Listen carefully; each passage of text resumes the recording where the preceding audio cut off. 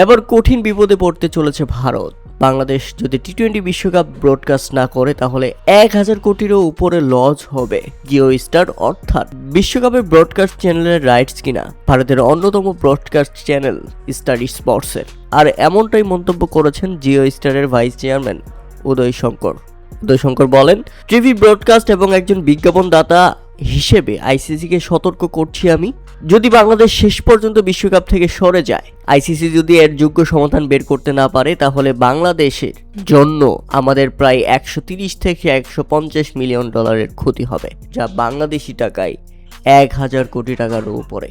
Bangladeshi cricket প্রেমী কিংবা ভিউয়ার্সদের যথেষ্ট মূল্য আছে, যা বিজ্ঞাপন সংস্থাগুলোও এবার বুঝে গেছে। হ্যাঁ দর্শক, নিরাপত্তাজনিত উদ্বেগের কারণে আসন্ন টি-20 বিশ্বকাপ থেকে সরে দাঁড়ানোর পথ বেছে নিয়েছে বাংলাদেশ ক্রিকেট বোর্ড বিসিবি।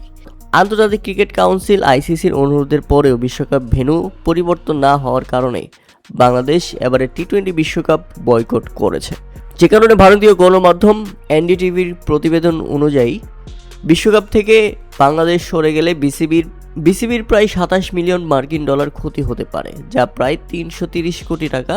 হ্যাঁ, বাংলাদেশের 330 কোটি টাকা ক্ষতি হতে পারে, কিন্তু এর ফলে সম্প্রচার সত্ত্ব, স্পন্সরশিপ, অন্যান্য বাণিজ্যিক আয়ের সংকটে পড়বে আইসিসি, যেখানে বাংলাদেশ থেকে আইসিসির ক্ষতি প্রায় 1000 কোটি টাকার উপরে, মানে বোর্ডের মোট আয়ের 60% ক্ষতির সমান।